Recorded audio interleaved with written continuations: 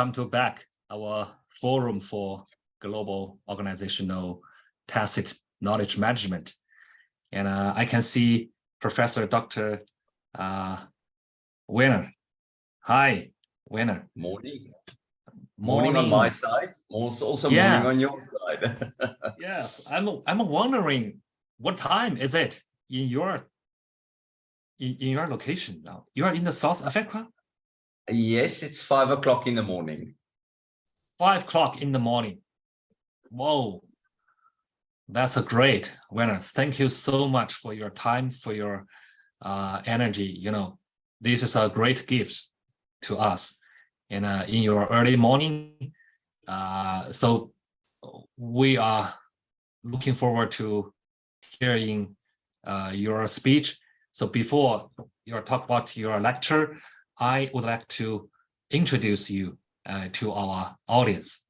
You know, Professor Wernher Friedrich, head of research and academic development at Fullstack, a director at Mencor Consulting.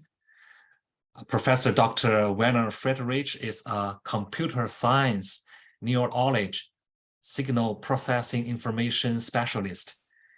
His experience of over more than 20 years spans a broad range of industries, including academia, finance, medical, government, and insurance sectors. His work provides insight into serial and business concepts and provides an avenue to solving problems within those domains on a technical and software development level. Whoa, this is great, and you are truly expert. So today, I'm privileged to introduce Professor Wernher, and let's warmly welcome Professor to give us a lecture, how deeper tacit knowledge domain understanding and technology integration leads to success, a case study. Please, Professor Wernher, it's your time. Good morning, everyone, and good evening and good afternoon. I don't know where you are in the world, but welcome to my little talk. Thank you for joining. Yes, the topic today, how deeper tacit knowledge domain understanding and technology integration leads to success. And I'm going to talk to you about a case study, Fidelio, which is a product that was actually developed following specific sequences of events and tacit knowledge extraction and elicitation practices. I see.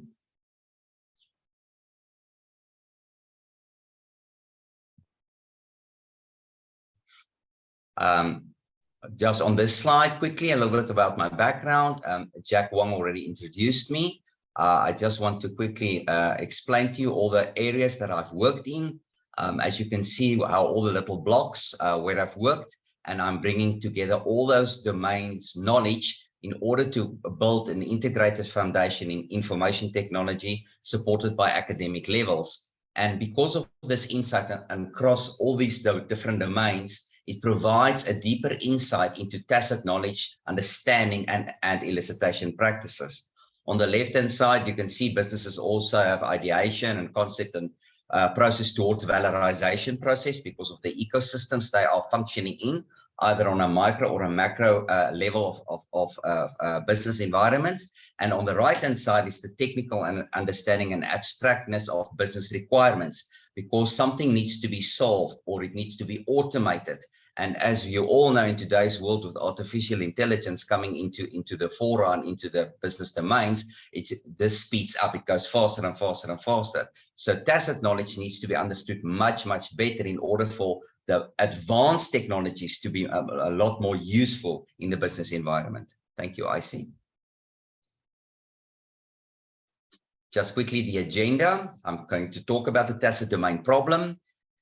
Just extracting tacit knowledge during requirements analysis, which is an extremely important step in IT projects, either software or hardware, doesn't really matter. I'm just going to touch on some tools that I use and also to explain to people how these things integrate. TOGAF is one of the tools I'll touch on. And then I'm going to talk about Fidelio, the case study, how these tools have been used in order to get to that deep understanding. Predatory practices over the last 2 decades is a problem over the last 20 years that has been there in the academic and research world and businesses in a broader sense, but it was really difficult to understand how to mine it and how to automate checking for that. Tacit knowledge within domains, and then the video platform with all the various levels in it. Thank you, IC. So the tacit domain problem, where do companies have this issue? So the Venn diagram indicates on the left-hand side client and business domain. This is where current products are, future direction, growth, profit, bottom lines, foresight, economics, volatility, all on the left-hand side. On the right-hand side, you can see these are just some of the technologies currently in the world. There are many, many more. Databases, front-end development, back-end development, servers, cloud, different protocols, how systems need to talk to each other. In the middle at the top, you'll see there's storyboards and JAD sessions and user interface designs and flowcharts in order to help to understand what is happening on the business side. The problem is if the integrated understanding of the knowledge domain where the business operates isn't clear enough, it's very vague, it's not explained well enough from the business sector, the technology side usually fails. That's why software projects has a failure rate 70 to 80% worldwide. Many of them have got a trial and error. You have to go back. Sometimes projects get stopped or canned. They have to restart it.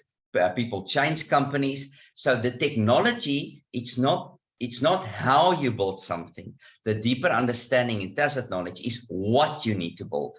If the what is understood deep in the business and tacit knowledge domain, and it gets elicited enough to come up to the transparent level, the information technology side or the IT side understands better what needs to be built, what needs to be automated, what needs to be solved. And in that domain where you see the blue dot in the middle, the better those two diagrams overlap, the better is the success rate of a technology project within a business domain, either at a micro or macro economic level. I see. Okay, extracting tacit knowledge during requirements analysis. The hidden domain factors, or what I also sometimes call the critical success factors, the CSFs, reside within the business domain. The trick is to understand how to pull it out and during the requirements analysis process in order to feed into the technology side. And the better this process is done with the tools I will be explaining shortly, the better those two domains overlap and it crosses over and over and over much, much better. The technology options is then explored, it's debated, it's looked at. Is it an on-site? Is it an off-site? Is it a cloud solution? Is it a mobile solution? What technology will fit the correct business problem to be solved by understanding the deeper business problem, where the business operates? If you look at the bottom of the screen, you'll see theory and knowledge, where there's many tools, many processes, and the problem solving. As those two environments come closer to each other, gap analysis appears, or the gaps are spotted during the tacit knowledge elicitation process. If that process is successful, it leads to more company and products for the company, either in new markets, new products, an enhancement of existing products.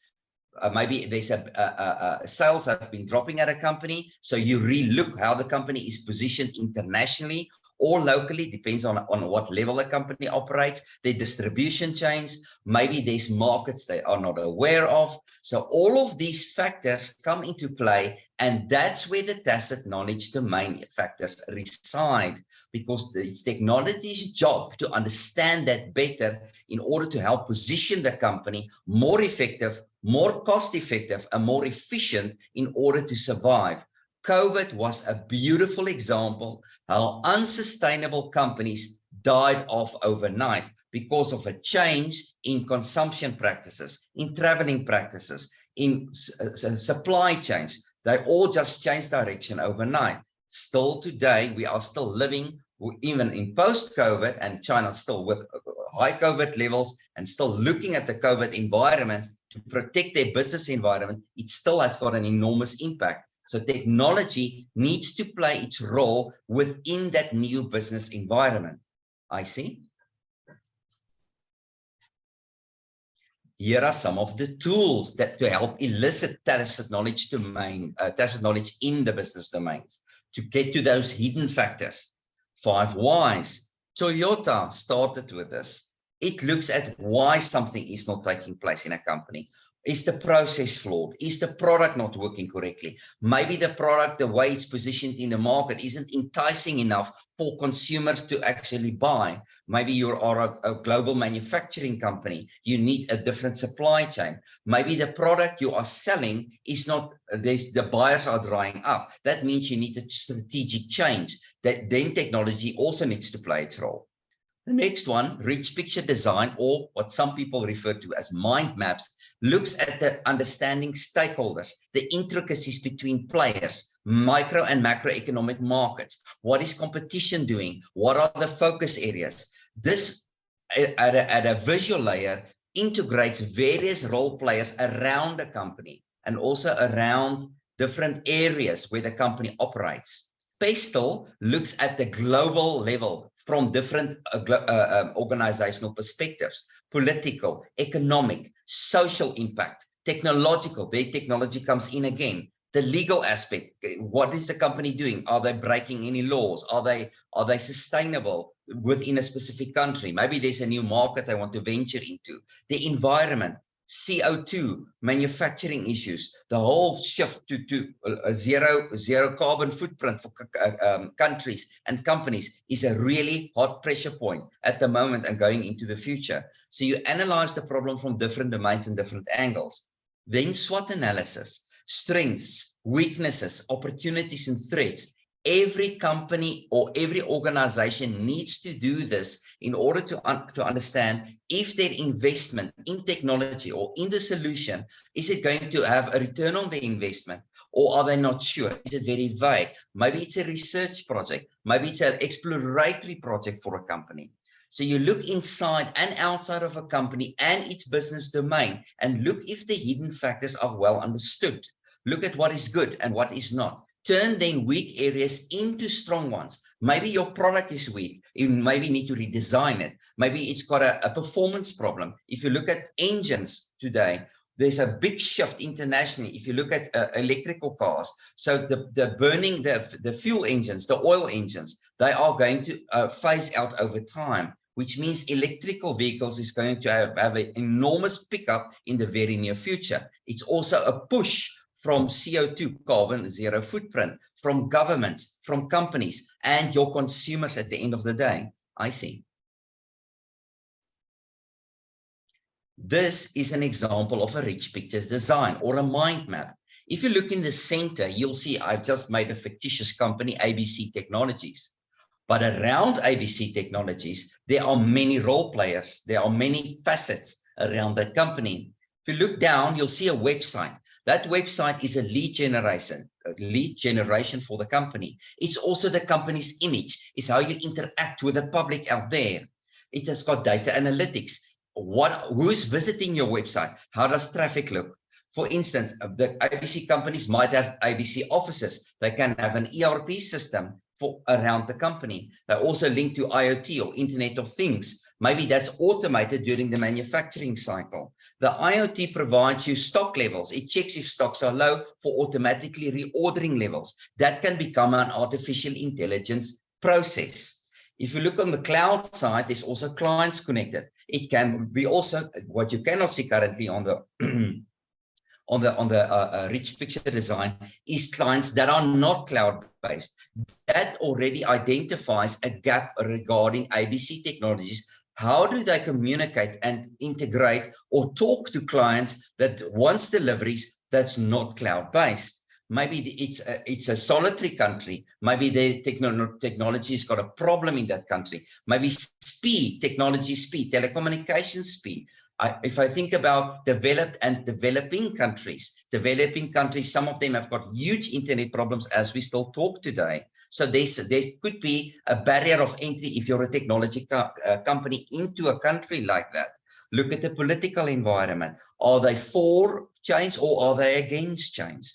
There's an environmental impact around ABC technologies. Are they a manufacturer or just a distributor? Or maybe they're a services company. They will then piggyback on a cloud infrastructure in order to support their zero carbon footprint for cloud environments that support environmental responsible servers and server builds and processes. Maybe a company like AWS or maybe Microsoft Azure goes more the solar route in order to sustain those servers and those cloud systems that need to run 24/7. I see. Just a SWOT analysis. Many of you have already seen this in many companies. Strengths, weaknesses, opportunities, and threats. Threats is either external or internal factors. You need to look at what could potentially stop the business from operating. It can be a funding threat. COVID was an enormous threat that nobody saw coming. Oil wells were overflooded. There was no sale in oils. There was no cars driving. Nobody saw that threat, but that threat turned very sustainable companies into stronger ones. They changed their operating practices. They changed their distribution chains. Companies that couldn't shift very fast in the new technology domain and era died off. That's why why work from home and what I'm currently talking from South Africa through this webinar made it possible for at-home webinars. You do not always need to fly somewhere in order to get communication practices into play.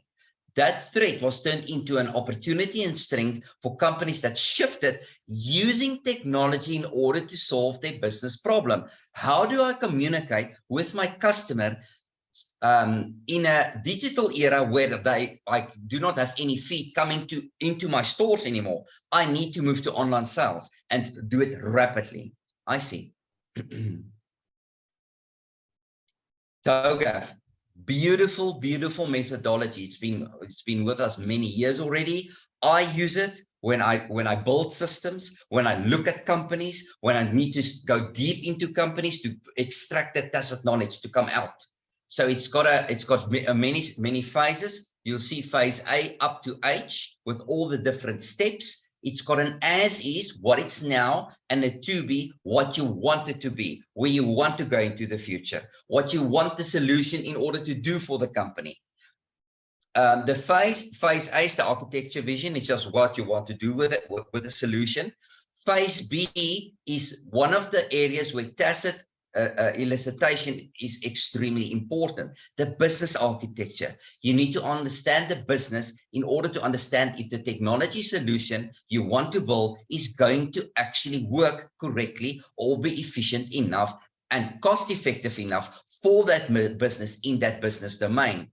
The information systems architecture is how the information will be used in a company. Technology architecture, that's obviously hardware and software and how you're going to put the solutions into place. Opportunities and solutions, you can look at that. Migration planning, extremely important. If you transfer from an existing system into a new system, or you are transferring from a manual process into an automated process, migration planning is important. Else, things fall through the cracks. It can, at this late stage, even though the solution is beautiful, still cause a project not to deliver the fruits as envisaged by the company. Then implementation governance and architecture change management all goes together in order to help with that shift. If you look at COVID, that time for that shift was extremely short for companies to stay in survival mode. If you look in the center, you'll see all of these phases are connected to requirements management, and that all deals with tacit knowledge, domain understanding, and elicitation processes. I see.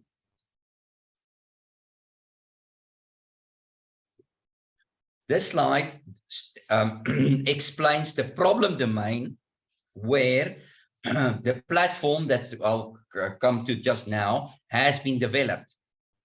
There's a big drive internationally for publish or perish. It comes from the open access movement or open publication practices. This has led to many researchers, universities, organizations, professors, postgraduate students, doesn't matter, private companies, public companies, to get involved into predatory publishing practices. The problem is it's deceptive. You do not always know this is facing you. Many people are stepping into this portal unknowingly. Let me show you on the right-hand side the problem that predatory publishing is causing. There's a risk presentation of legitimate science. This is causing a problem inside tacit domain knowledge at all aspects. Doesn't matter. It can be medical, it can be business, it can be manufacturing, it can be engineering, it can be mathematics. The problem is legitimate science has been there for hundreds and hundreds of years. With predatory publishing, this gets tarnished. You get unchecked science and unchecked research filtering into these existing domains. It's shaking the foundations of research as we know it. Citation pollution is a cancer. It goes into books, it goes into research papers, it goes into libraries, it goes into repositories, online, offline, papers, it goes into theses, it goes into research papers. Research projects has got this problem, sometimes not even knowing about this. The reputational damage is enormous. You can imagine if a senior researcher or a professor doesn't know he's been taken for a ride in predatory publishing, and after 5 years of in-depth research, publish a paper or a thesis or a book or a document, and he's used a predatory source without knowing it, his whole argument or that whole research study becomes questionable. And that is a serious, serious problem in the research world, both public and private sectors. Just maybe last, damaging integrity and trust in science and scientific practices. The public, if you look at COVID, how many papers, how many research facts was put out there as a possible medical solution, and how many companies had to withdraw because why? The results could not be replicated. The things that was stated was not always the truth. It could have been, it was based on predatory practices. So many researchers' reputation got tarnished, especially during the COVID times. I see. This is just a visual slide of how serious the problem has gotten over the past 20 years, 2 decades. It started in 2002, showing its head, but it was still small. But as you move through the years and you look at 2022, where we are today, and as you can see, this is a tacit knowledge problem. It's a hidden elicitation area inside knowledge practices, inside knowledge processes. Now, if you look at the top, right-hand top, estimates of 37,500 predatory journals by 2022. And this source is Hoffman. It's just one of the many people that's already has picked up on this problem, has written papers about this, and there's already conference around this problem. But the problem is there's no way to solve it. That's where the hidden tacit knowledge issue sits. Okay, I just see there's somebody in the chat. Let me just see. Okay, next one. I see, thank you. Let me show you how tacit knowledge was extracted in this environment. If you look on if you look at the top left, pay attention to them. Okay, I will speed up. Currently, a thesis or a journal publication can be checked for predatory journal references by hand, but it will take an expert a day or even longer to check a document like that. You can imagine the impact at a university and a thesis at a doctoral level. If you look on the left-hand side, academic, authors, publications, journals, research, knowledge expansion, and research funds had to be understood well. In the center, there's already tools. One tool that comes to mind is Turnitin. There's some digital tools, but it's only for not predatory practices, but for copying of text, and it's checking for plagiarism, not predatory problems.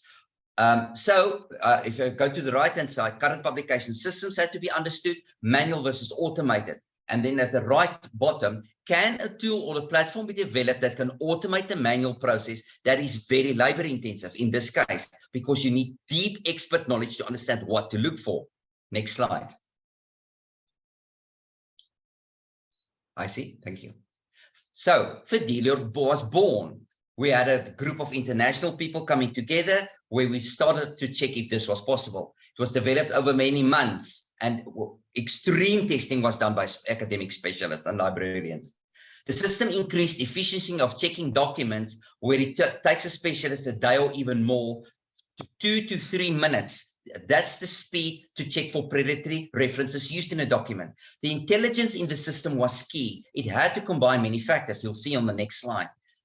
In many cases, the system is more accurate than a human being can do because human misses certain linkages between predatory practices. The system is very fast and accurate, and behind it, it grows exponentially fast. Next slide.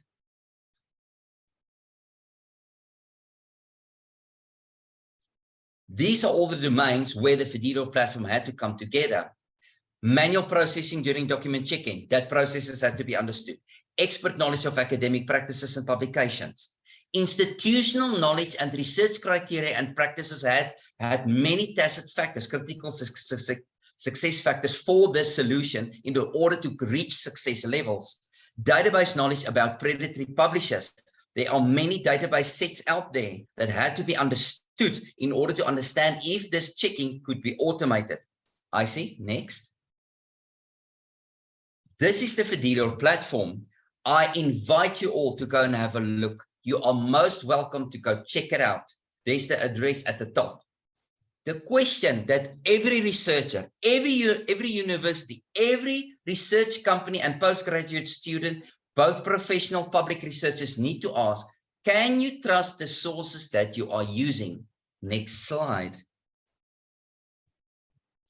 This is what Fidelio will provide you when you do a manual search, either for pre or post-publication practices. You can see what journal checking is done. There's a color-coded system in order to highlight if there's a potential problem for a journal that you might be interested in publishing in, or you are doing some research and you need to check the credibility of that journal. The green means it seems to be in order across many countries and many people checking and using that journal. Orange indicates there could be a potential problem. The system also has journal websites where, if it's still available, because you must remember, predatory practices, those websites are started today and a week later they don't exist anymore.